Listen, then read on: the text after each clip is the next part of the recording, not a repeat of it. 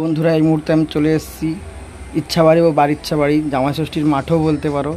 এই জায়গায় তোমার সত্যনারায়ণ পুজো উপলক্ষে মর্মর মিউজিককে নিয়ে আসা হয়েছে। তো আজ লাস্ট দিন, তো ওয়েদারটা খুব একটা ভালো নয়।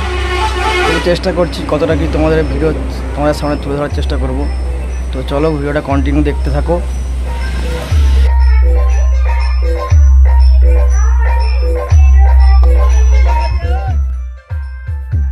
বন্ধুরা দেখতে পাচ্ছ এটা মেন পুজো মণ্ডপ ও ছোটো উপরে পুজো মণ্ডপটা খুব দারুণ দেখতে হয়েছে।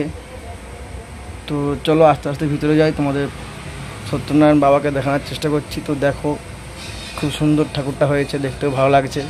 তো সবাই কমেন্ট করে বলো কীরকম হয়েছে।